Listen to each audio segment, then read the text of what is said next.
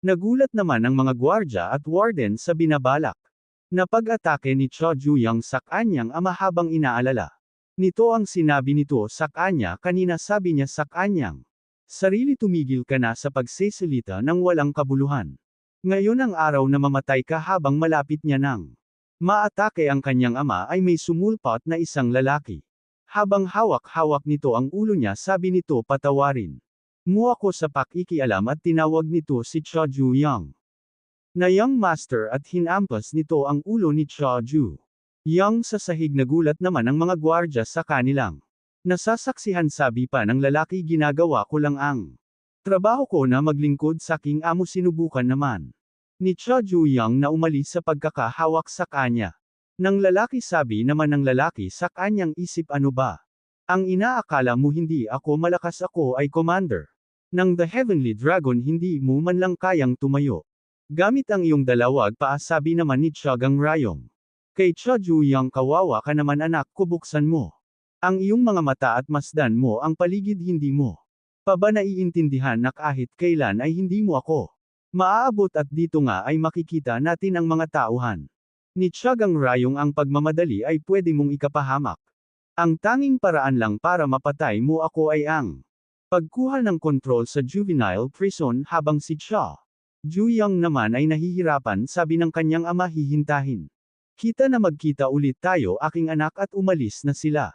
Nang makaalis na sila, si Cho Juyang naman ay galit na galit at napunta tayo sa woodworking room habang si Magayem ay gumagawa naman ng upuan. Sabi naman ng lalaki kay Magayem, huwag mong madaliin ang iyong mga ginagawa. Singot naman ito ni Magayem na naiintindihan ko. Sabi naman ng isang preso, ang kasanayan ni Magayem sa paggamit ng martilyo ay napakagaling. Sabi naman ng isa, binasag niya ba ang ulo ng mga bully gamit ang kasanayang yan? Kahit paano mo siya tignan, parang hindi naman siya mamamatay tao. Sabi ng isa, mukhang isang talunan lang talaga siya, at tumawa ito. May dumating naman na isang lalaki at sabi nito, dala ko na ang toolbox. Sabi ng lalaki, ilagay mo na lang yan sa mesa. Hanbang buhat ng lalaki ang toolbox ay nagulat naman si Magayem dahil nahulog ng lalaki ang toolbox. Sabi naman ng lalaki, bakit mo naman nahulog ang napakagandang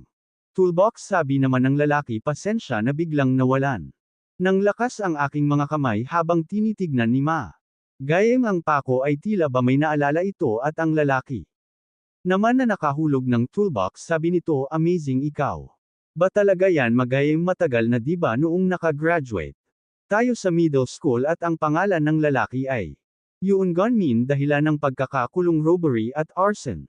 Nakita kita sa balita, kung gayon nagkita uli tayo dito. Nakikilala mo pa ba ako? Tanong nito kay Magayem. Oo naman, ikaw si Yoon Gunmin, sagot ni Magayem sa tanong ni Yoon Gunmin. Oo, ako ngayon, meron akong nais palaging itanong sa'yo. Sa balita may pinatay ka na 7 tao. Ginawa mo ba talaga yun? Hindi, parent talaga ako makapaniwala. Imagine, si Magayem may ginawang ganyang bagay. Sabi naman ni Magayem, ano ba ang ibig mong sabihin? Wala namang special na kahulugan ang sinasabi ko, isa kang presidente noon nang nag-aaral pa tayo. Nagsalita naman ang nagbabantay, tama na ang pakikipagkwentuhan, bumalik ka na kung saan ka dapat. Umalis naman agad si Yoon Gunmin. Sabi nito, magkita uli tayo Gayemi. Habang sa mesa naman kung saan nakalagay ang mga gamit ay nagulat naman si Magayem dahil dumudugo na ang kanyang kamay dahil sa paghawak niya dito ng malakas ng kinagabihan.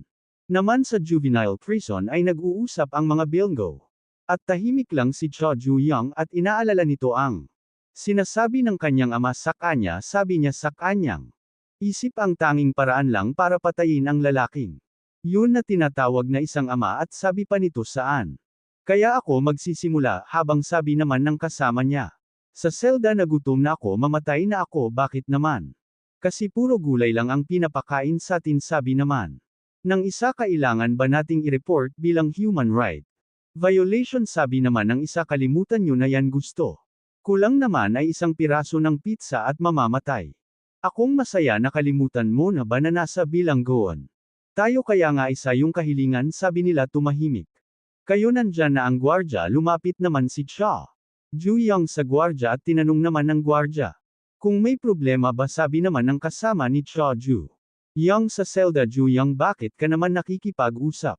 Sa gwardya sabi naman ni Choju Yang wala naman problema at tinanong naman nito ang gwardya kung nagdi-deliver ba ito ng pizza sabi naman ng gwardya. Nakakalimutan mo na ba na nasa bilangguan ka lumabas? Kadito ngayon din sabi naman ng preso baliw ito pala. Ay kumakain ng pizza nakakabaliw talaga napakasarap. Nito sabi naman ng isa gaano katagal na ba nung nakakain? Ako ng pagkain na mula sa labas napakasarap nito parang.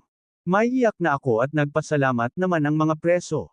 Kay Choju Yang hindi naman makapaniwala si Choju Yang dahil ang mga gwardya at ang warden ay nasa ilalim ng kontrol ng kanyang ama binibigyan nila ako. Bilang anak niya at sabi pa niya kailangan kong subukan. Kung hanggang saan ang pwede kong gawin dito sa juvenile prison habang nagtataka naman ang mga kasama niya kung ano ba ang tunay na katauhan niya hindi ba kaya anak siya ng congressman at sabi ni Choju Yang sa kanyang sarili para sa paghihiganti gagawin ko ang kahit ano. Kahit na anak niya ako at tinanong ng isa kung nasaan. Si Magayem hindi ka ba kakain ng pizza tirahan? Nalang natin siya parang ang weird niya ngayon parang.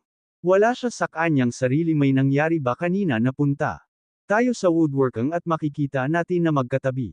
Si Magayem at si Choju Yang habang nag-aayos sila. Ay nagulat sila dahil sabi ni Yoon Gonmin ang kamay. Kung nadulas na tila ba sinasadya niya talagang tamaan. Si Magayem habang nakatalikod ito at nahulog na nga. Ang mga pako kay Magayem nagulat naman ito at tila. Ba naiinis sabi naman ni Yoon Gonmin pasensya na. Ang kamay ko kasi Ahmad Ulash sabi naman ni Magayem. Yoon Gonmin ano ba ang gusto mong gawin at may nagsalita. Ano siya si Magayem ang layo niya naman sa iyong mga. Sinabi tinitignan kanya at sabi pa nito ang isang. Mamatay tao ay mapapasa ilalim ko yun ang gusto kong. Mangyari kung ganun ang lahat ng yun ay kasinugalingan. Habang si Yoon Gonmin naman ang salita ganun ang. Lahat ng yun pa ay kasinungalingan Gayemi mula pa ng. Pagkabata natin sigurado ako na mayroon kang mga masasayang. Mga alala kung papaano mo ako inalagaan na kalimutan. Muna ba ang lahat kung gayon ito ay magpapabalik sa atin? Mga alala at bigla nitong hinwakan ang ulo ni Magayem. At nilapit sa pako nagulat naman si Magayem at na. Alala nito kung ano ang mga nangyari sa kanya noon kung. Papaano siya pinag-trypan ni Yoon Gonmin kung saan. Nilagay siya sa isang box at nilock kung saan pinagpapako. Ni Yoon Gonmin ang box nang walang tigil kung nasaan. Si Magayem at makikita natin na nanginginig ang paa. Ni Magayem habang hawak pera ni Yoon Gonmin ang. Ulo niya hindi niya pa ito binibitawan sabi na mabnang. Isa ang bastardo bang ito ay nanginginig mukhang takot na takot siya hindi ako makapaniwala ang lalaking ito ay pumatay ng tao habang nilapit ni Yoon Gonmin ang kamay niya kay Magayem kung saan marami itong hawak-hawak na pako at bigla naman itong hinawakan ni Magayem dahil dito nalaglag ang pakong hawak-hawak ni Magayem nagulat naman ang mga kasama ni Yoon Gonmin sa ginawa ni Magayem at pati si Choju Yang ay nagulat rin sabi ni Magayem gusto mo bang makita kung paano ako pumatay ng tao.